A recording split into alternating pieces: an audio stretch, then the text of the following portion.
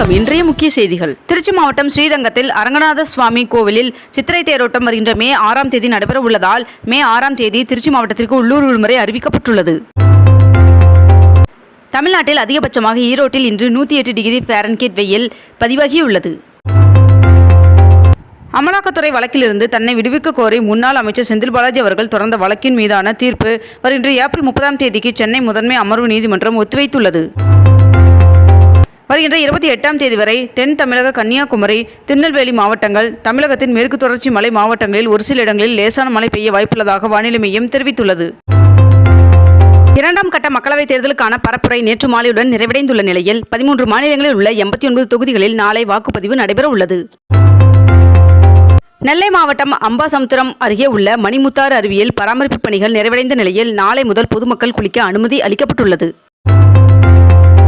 கர்நாடகாவில் நாளை மக்களவைத் தேர்தல் நடைபெறும் 14 தொகுதிகளில் 144 தடை உத்தரவு பிறப்பிக்கப்பட்டுள்ளது. தமிழ்நாட்டில் உள்ள அரசு பள்ளிகளில் இதுவரை 3,24,884 மாணவர்கள் சேர்ந்துள்ளதாக தகவல் வெளியாகியுள்ளது.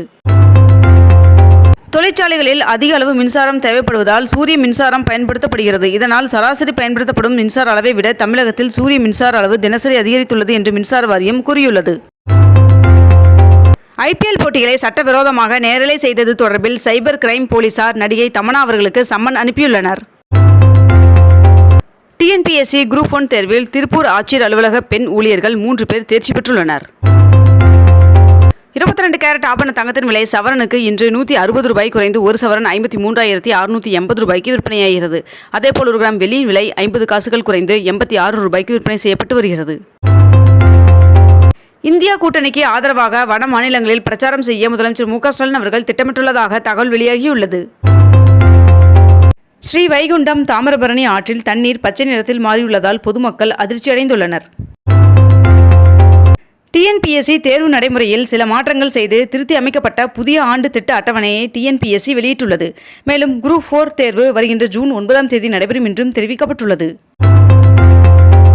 பெரும் தொழிலதிபர்களுக்கு கடன் தள்ளுபடியாக வழங்கிய 16 லட்சம் கோடியை 90% மக்களுக்கு வழங்குவதே எங்கள் நோக்கம் என்று ராகுல் காந்தி அவர்கள் தெரிவித்துள்ளார். திருச்சி ஸ்ரீரங்கம் அரங்கநாத சுவாமி கோவிலின் உண்டியல் காணிக்கையாக 70 லட்சம் ரூபாயும் 125 கிராம் தங்கம் கிடைக்கப்பட்டுள்ளதாக தெரிவிக்கப்பட்டுள்ளது. வருகின்ற ஏப்ரல் 28ஆம் தேதி சென்னை ஹைதராபாத் அணிகளுக்கு இடையிலான போட்டி சென்னை சேப்பாக்கம் மைதானத்தில் நடைபெற உள்ளது. இதற்கான டிக்கெட் இன்று காலை 10 மணி அளவில் ஆன்லைன் மூலம் விற்பனை தொடங்கப்பட உள்ளதாக தெரிவிக்கப்பட்டுள்ளது. ஈரோடு, சேலம் ஆகிய மாவட்டங்களில் அதிகபட்சமாக 108 டிகிரி ஃபாரன்ஹீட் வெப்பநிலை பதிவாகியுள்ளதாக தெரிவிக்கப்பட்டுள்ளது. திருவண்ணாமலையில் சித்ரா பௌர்ணமியை முன்னிட்டு தமிழகம் மற்றும் வெளி மாநிலங்களிலிருந்து 30 லட்சத்திற்கும் மேற்பட்ட பக்தர்கள் கிரிவலம் சென்றதாக தகவல் தெரிவிக்கப்பட்டுள்ளது. அதிகரிக்கும் வெப்பநிலையின் காரணமாக நண்பகல் 12 மணி முதல் பிற்பகல் 3 மணி வரை வெளியில் செல்வதை தவிர்க்குமாறு கோவை மாவட்ட ஆட்சியர் கேட்டுக்கொண்டுள்ளார். கனமழை பாதிப்பில் இருந்து முழுமையாக மீண்டுள்ள துபாயானது மீண்டும் விமானங்களை இயக்க துவங்கியுள்ளதாக தெரிவிக்கப்பட்டுள்ளது. 802 கிலோ எடை கொண்ட 7,500 கோடி ரூபாய் இந்திய மதிப்புடைய ரத்தினக்கல் இலங்கையில் கண்டுபிடிக்கப்பட்டுள்ளது.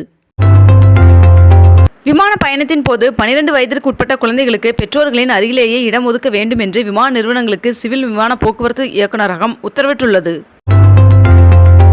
தேசிய தேர்வு முகமை NTA இளங்கலை தேசிய தகுதி மற்றும் நுழைவுத் தேர்வு சிட்டி இன்டிமேஷன் ஸ்லிப்பை வெளியிட்டுள்ளது. இத்துடன் இன்றைய தலைப்புச் செய்திகள் நிறைவடைகின்றன. மேலும் இதுபோன்ற அண்மை தகவல்களை உடனுக்குடன் தெரிந்து கொள்ள அக்னிபூ சேனலை சப்ஸ்கிரைப் செய்து கொண்டு தொடர்ந்து இணைந்திருங்கள். நன்றி, வணக்கம்.